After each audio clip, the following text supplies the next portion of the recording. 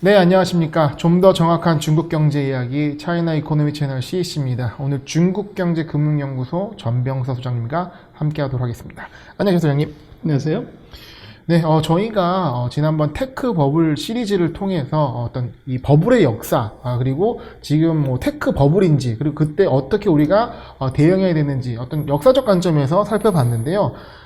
지금 이 나스닥을 중심으로 한 이 기술주의 조정이 굉장히 강하게 나오면서 이 버블에 대한 어떤 우리의 스터디가 더 중요해지는 것 같습니다. 그래서 시리즈를 통해서 한번 했지만 다시 한번 점검을 해야 될 것 같아요. 이 테크 버블 어떻게 지금 그 사이는 우리가 이제 역사적인 뭐 버블, 그 다음에 이제 워런 버핏이 보는 버블, 뭐 이제 버블 시리즈를 우리가 쭉 한번 조심하자는 측면에서 봤지만 오늘은 테크 버블 이걸 조금 콕 집어서 한번 볼 필요가 있을 것 같아요. 네. 최근에 뭐 미국에서도 테크주들이 굉장히 많이 조정을 받았고 아시아에서도 마찬가지인데 결론은 이렇습니다.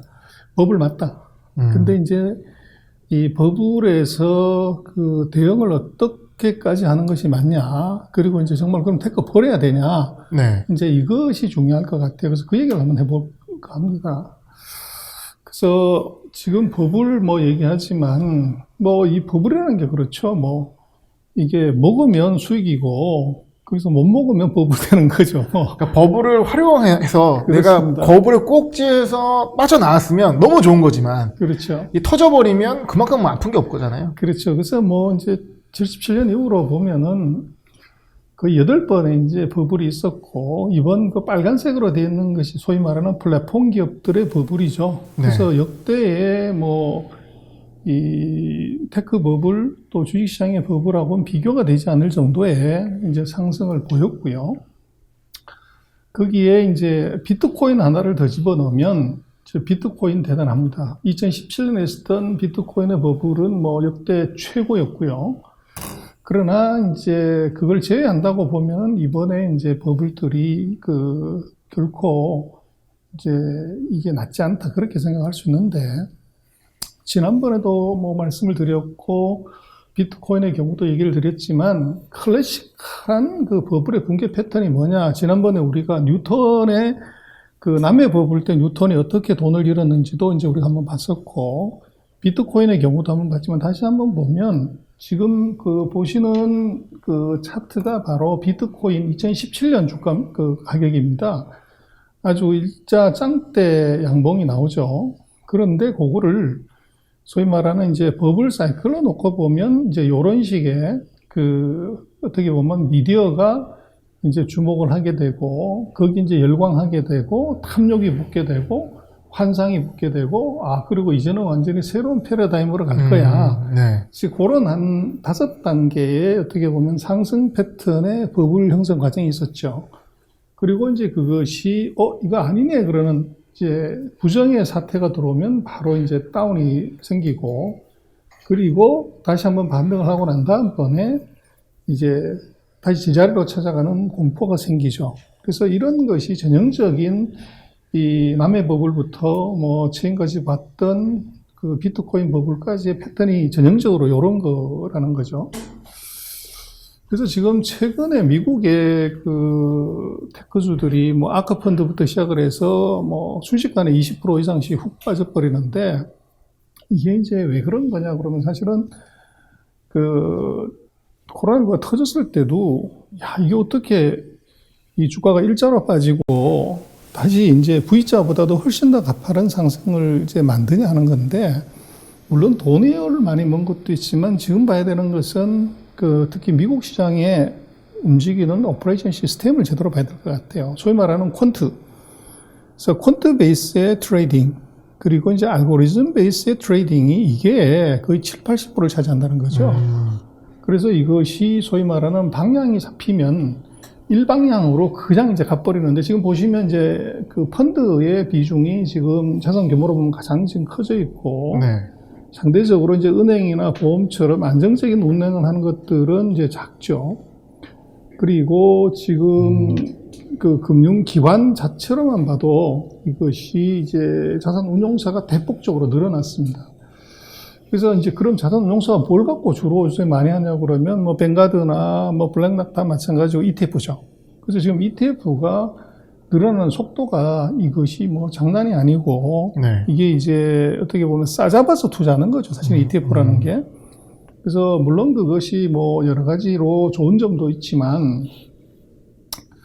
그래서 문제는 이제 이 퀀트 펀드들의 비중 같은 걸 놓고 보면 이제 빨간색으로 되어 있습니다만 이게 월스저널이 이제 예전에 만든 자료인데 이게 급속도로 이게 퀀트 펀드가 늘어난다는 거예요. 네. 그래서 소위 말하는 알고리즘을 이용을 해서 퀀트 베이스로 트레이딩을 하는 거고 네. 그리고 지금 이제 그 주식이라든지 선물이라든지 옵션이라든지 뭐 이렇게 하면 과거 같으면 이제 시스템 트레이딩, 알고리즘 트레이딩은 뭐 선물이나 옵션 쪽에서 주로 이제 많이 했다고 이렇게 볼 수 있는데 지금은 이것이 에코티 쪽이 거의 70%, 65% 가까이가 이게 지금 알고리즘 트레이딩을 한다는 거예요. 그래서 이제 어떻게 보면은 올라갈 것 같으면 계속 지르는 것이고 네. 방향이 바뀌면은 계속 파는 거죠. 그래서 특히 미국 같은 경우는 이것의 비중이 전 세계에서 가장 크고 그러다 보니까 이것이 한번 방향이 잡히게 되면 올라갈 때는 올라갈 대로 떨어지면 떨어지는 대로 아주 빠른 속도로 올라갔다 빠른 속도로 떨어지는 그런 불상사가 생긴다는 거죠. 그러니까 퀀트의 성장으로 인해서 기존의 어떤 이 패턴보다도 훨씬 빠른 속도가 올라가는 속도도 그렇고 떨어지는 속도도 그렇고 훨씬 과하게 나온다는 말씀이시네요. 그렇죠. 예. 그래서 이게 이제 지금 같은 경우에도 굉장히 당황스러운 것은 우리가 뭐 지난 시간에도 봤지만 홍콩의 테크주 같은 것이 순식간에 이것이 빠져서 연초 수준으로 그냥 돌아와 버리는 네. 그냥 일직선으로 빠지는 거. 그래서 이거 어떡하냐. 뭐 떨어지면 끝까지 떨어질 것 같고 올라가면 계속 올라가는 그런 불안감인데 그래서 결국은 이런 이제 상황 하에서는 뭐 펀더멘탈이 어떠냐, 뭐 이익이 얼마나 하냐, 무슨 AI를 하고 있냐, 안 하냐, 차를 몇 대 팔았냐, 이런 것이 중요한 것이 아니라 결국은 이제 시장은 시장한테 물어봐야 되는. 네. 그래서 그 뭐 시장한테 어떻게 물어보냐 그럴 때 그게 바로 이제 테크니컬 애널리시스를 하는 거죠. 기술적 분석으로 이제 보게 되는데. 네. 그래서 뭐 기술적 분석으로 이제 테크주를 한번 보자. 네. 이제 꼭 맞다고 얘기할 수는 없지만, 그래서 한번 레퍼런스를 하기 위해서 그 엘리어트 파동, 그 피보나치 수열을 갖고서 이제 주식에 적용하는 그 유명한 이제 이 들판에서 토끼가 새끼 낳는 것들을 계산해서 봤더니만 거기 이제 피보나치 수열이 되고 네. 그걸 잘 계산해 봤더니 바로 이제 황금 비율이 나온다는 거죠. 이게 이제 자연의 법칙 아니겠습니까? 그렇습니다. 예. 그래서 뭐 이게 세상에서 가장 아름다운 것은 전부 이제 골든 레이쇼 황금 비율에 다 맞다는 거죠. 네. 예를 들면 모나리자의 얼굴이라든지 또 우리 석굴암의 그 부처님의 얼굴이라든지 또 꽃잎의 개수 또 나뭇잎의 개수 뭐 이 유명한 이 그림 뭐 건축물 전부 황금 비율이라는 거죠. 그런데 그걸 놓고 보면 결국은 1대 이제 0.618대 1, 뭐, 이제, 대략 한 40% 정도? 네. 이게, 그 비율을 맞춘다는 거죠. 그래서, 뭐, 엘리어트 파동 이론 여러 가지 얘기를 하지만, 일단 그냥 쉽게 본다고 하면, 100% 올라가면 40% 정도는 조정을 받는다. 네. 뭐, 그게 이제 기본적인 생각이죠. 그래서 네. 물론 그것은 뭐 꼭 맞냐는 얘기할 수 없지만, 이제 과거에 한번 세게 맞았던 적이 있기 때문에, 네. 이번에 예를 들면, 테크 주가들을 엘리트의 생각으로 한번 조정을 보면은 이제 어떤 일이 벌어질 건지를 한번 볼 필요가 있을 것 같아요. 네. 그래서 이번 그 기술주, 미국도 그렇고, 이제 중국도 그렇고, 홍콩도 그렇고 보면은 전형적인 패턴이 바로 이제 왼쪽 패턴인 것 같아요. 긴 시간 동안 행보를 하다가 언론이 주목하게 되고, 열광하게 되고 어떻게 보면은 이제 탐욕 단계에 들어가고 환상의 단계로 올라가는 지금 별을 4개를 그려놨습니다만은 네. 그렇게 갔다가 이제 밑으로 이제 조정을 받는. 그래서 지금 같은 경우는 이 별 4개 꼭대기에서 아주 떨어지는 그 아슬아슬함을 지금 이제 본 거죠. 그래서 그 엘리어트가 1871년 이때의 사람인데 모든 생명체와 움직임은 진동으로 구성되어 있으며 주식시장도 예외가 될 수 없다. 네. 아주 예언자처럼 그렇게 얘기를 했는데, 그래서 이게 아까 말씀드렸던 전형적인 버블의 어떻게 보면 조정 과정이라고 보면 이번 주가들이 굉장히 유사한 것이 지금 바이두 같은 경우도 사실은 뭐 중국 최고의 검색 엔진이었지만 이것이 2018년 이후로 완전히 잊혀진 주식이었죠. 네. BAT라고 할 때, 뭐 B는 사실은 의미가 없는 그쵸. AT, 알리바바가 탄센트만였지. 그래서 이것이 완전히 헤매다가 이게 2020년 들어서 보시면 제가 삼각형을 그려놨습니다만 거의 일자 짱대 주가로 확 올라가죠. 네, 급등을 해버렸습니다. 그렇죠. 예, 텐센트 알리바바가 횡보하는 구간에서 이 그렇죠. 바이두는 완전 변화된 모습을 보여줬었는데요. 그리고 테슬라 뭐 마찬가지인데 뭐 거의 2010년부터 2019년까지는 뭐 제자리 걸음 하다가 이게 이제 2020년 51달러에서부터 시작을 해서 이제 순식간에 883달러까지 이제 올라간 거죠. 그리고 이제 563까지 툭 떨어졌는데, 그래서 그 아주 이제 뭐 그냥 재미삼아 보면 이게 엘리어트 파동에서 100% 올라가면 40%는 조정받는다. 네. 그럴 때 저점이 어디냐 그럴 때 84에서 시작했냐, 95냐, 125냐, 133이냐. 요걸 기준으로 해가지고 이제 상승폭을 꼭 고점까지 상승폭을 계산하고 거기다가 40%를 떨어진다고 가정했을 때, 그럼 조정했을 때 주가가 어느 정도가 적정하냐 보면 현재 주가가 어제가 233달러인데요. 네. 그렇게 보면 지금 이게 바이두 같은 경우는 다 마이너스, 소위 말하는 과매도를 했다는 거죠. 그래서 40% 기준선보다도 지금 더 많이 빠져 있다. 아. 이제 그렇게 일단 볼 수가 있고. 네.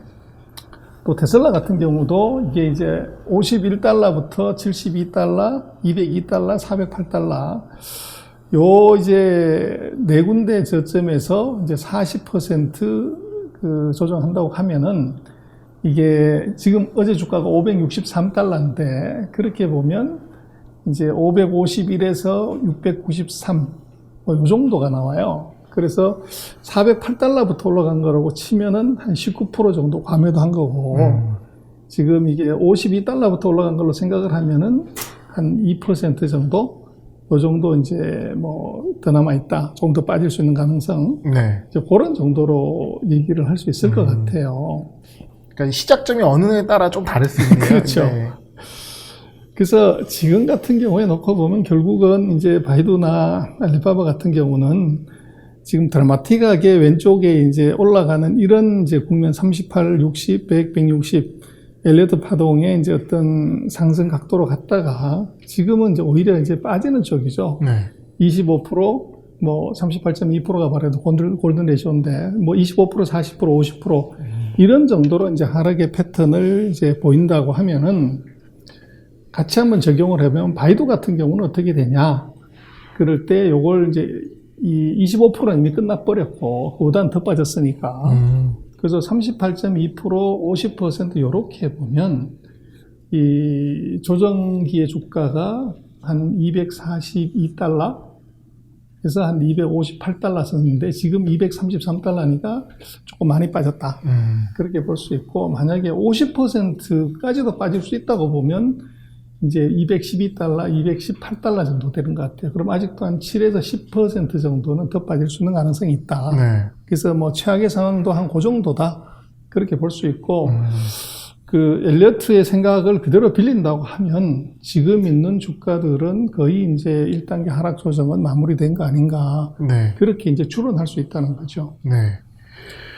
그 다음에 이제 테슬라의 경우도 이제 같은 기준으로 한번 놓고 보면 뭐 25% 빠진 건 이미 끝났고 38.2% 조정한다고 가정을 했을 때 놓고 보면 이제 뭐 스타트 라인이 52냐 72냐 200이냐 408이냐에 따라 다르지만 이제 52에서 시작했다고 하면은 거의 이제 그 과매도 수준 뭐 이 정도까지 온 거고 만약에 408에서 시작했다고 하면 또 202에서 시작했다는 것을 계획수로 잡으면 추가적으로 1, 20% 더 빠질 수도 있다. 네. 이제 그렇게 볼 수도 있을 것 같아요. 그러나 어쨌거나 엘리어트 파동 이론의 뭐 1단계로 얘기를 하자고 하면 지금 있는 이제 주가 하락 수준이면 거의 이제 마무리 단계다.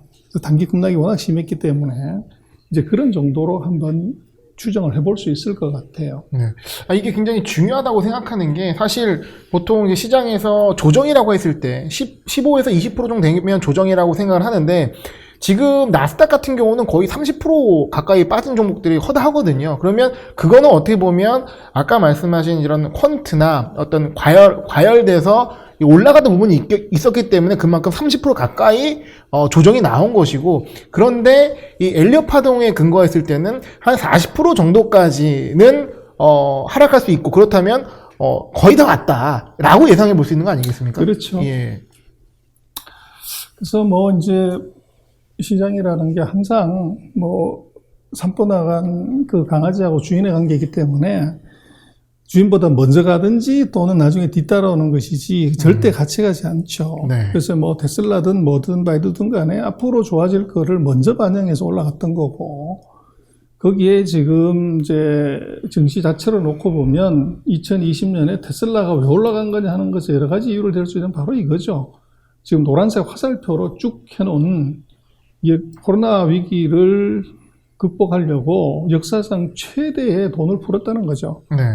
그래서 과거에 2001년, 2009년, 2016년 글로벌 금융위기보다도 월등히 더 많은 그 2.5배 이상의 돈을 왕창 푼 거, 이게 결국은 이제 일자 짱대 주가를 만들었고, 거기에 이제 알고리즘 트레이딩이 같이 가세를 했던 거죠. 네.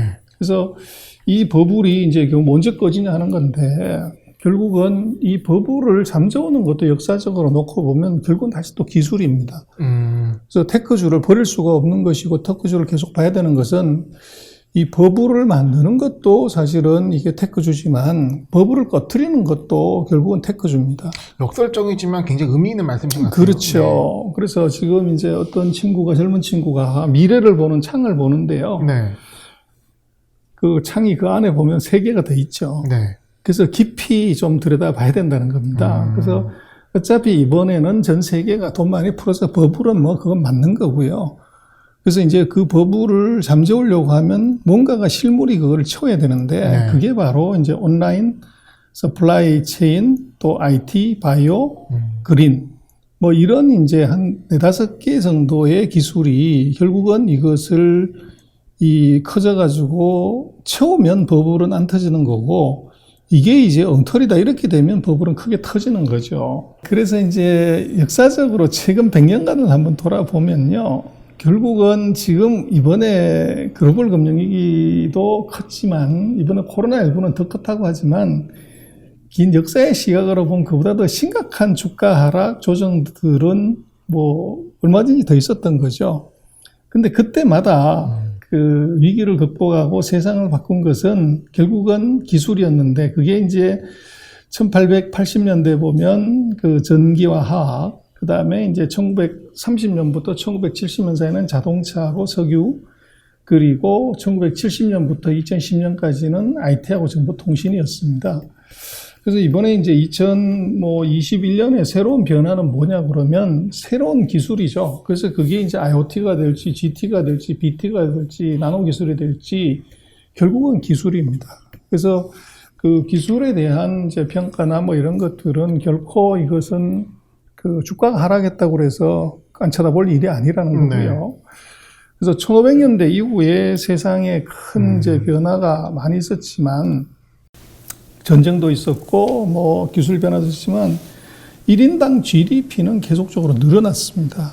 근데 그것이 이제 어떻게 늘어났냐 그러면 결국은 산업혁명, 전기혁명, 정보혁명, 이게 이제 세상을 어떻게 보면 살만한 것으로 만들었고 버블을 꺼트리지 않고 잘 간 건데, 이번 이제 2020년 같은 경우도 결국은 언택혁명이 이것이 이 세상의 버블을 꺼트리지 않고 채워나갈 겁니다.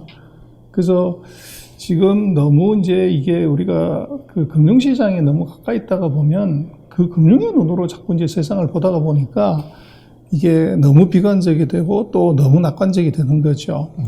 그래서 지금 세상의 큰 트렌드를 보면 결국은 1920년대는 자동차가 세상을 바꿨고, 1960년대로 가면은 이제 70년대 가면 방금 말씀드린 것처럼 이제 IT, 노트북이라든지 이게 세상을 바꿨고, 2000년 들어서는 불면의 천재인 스티브 잡스가 만든 스마트폰이 세상을 바꾼 거죠. 근데 결국은 지금 새로운 변화는 다시 또 100년 전의 자동차로 돌아오는 것 같아요. 그래서 지난 시간에도 우리가 얘기를 했었지만 이것이 이게 전기차가 아니라 사실은 자율주행 자동차고 그것이 바퀴 달린 핸드폰이자 날아다니는 택시가 되는 이제 이게 결국은 정보의 측면에서 놓고 보면 지금 있는 핸드폰의 2,800배나 되는 거대한 빅데이터를 생성하는 이게 정보기기로서의 자율주행 자동차, 이게 세상을 바꾸는 거죠.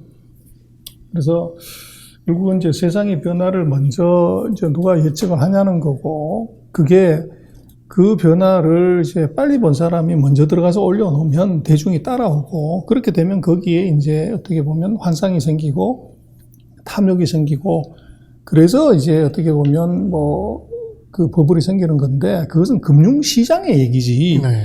실물은 아니라는 거죠. 그래서 이제 금융시장에서의 그 탐욕이나 이걸 갖고서, 야, 이거 IT 끝났다, 전기차 끝났다, 이건 완전 넌센스라는 겁니다. 그래서 지금 금융시장에서의 주인보다도 먼저 나간 강아지가 너무 멀리 갔기 때문에 주인을 찾아 돌아오는 과정으로 봐야지, 이것이 테크가 끝났다든지 테크가 이게 엄청나게 어려워진다, 이건 전혀 아니라는 거죠. 네. 그래서 우리가 앞으로도 또 테크에 관한, 또 테크 버블에 관한 것은 계속적으로 짚어보겠지만, 이 테크주의 금융시장의 버블은 분명히 맞습니다. 네. 그러나 그 버블을 깨는 것은 결국은 기술이라는 거죠. 그 기술의 변화가 버블도 잠재우고 또 새로운 이제 변화도 만들어내기 때문에, 이것이 이제 최근에 어떻게 보면 코로나 위기 이후에 처음으로 맞은 그 테크주, 또 이것은 아까도 말씀드렸지만 언택 혁명은 이제 시작일 뿐이고, 또 바퀴 달린 핸드폰도 아직도 테슬라가 세계 1등이라고 얘기하지만 전 세계 8,800만 대 자동차 중에서 골랑 50만 대 파는 것밖에 안 되는 거죠. 정말로 early 스테이지일 뿐이라는 겁니다. 그 사이 앞으로도 아마 그 새로운 이제 AI나 또 그 스마트카가 나오게 되면 지금 그 테슬라 같은 회사가 몇 개가 더 나올지도 모른다는 거예요. 애플카 얘기도 있고요. 그렇죠. 네. 그래서 그 테크는 우리가 영원히 지금 이걸 버릴 수가 없는, 그래서 너무 금융의 시각으로만 보지 말고 그 실물의 그 변화를 조금 더 우리가 주목할 필요가 있을 것 같아요. 네. 지금 어떻게 보면 나스닥 테크 그리고 나스닥 기술주의 조정 국면 속에서 많은 분들이 고민이 있고 힘들어하시는 상황인데, 이런 거에 대한 해치, 방어 수단은 오히려 진짜 기술주, 실적이 뒷받침되는 진짜 기술주다라는 말씀해 주셨습니다. 그래서 이런 기업들을 찾아내는 과정이 중요하고, 결코 이거를 테크를 포기하는 그런 것보다는 좀 더 발전적인 방향에서 시장을 보고 역사적 사실 속에서 우리가 교훈을 얻어야 되면 좋을 것 같습니다. 선생님, 오늘 말씀 감사합니다.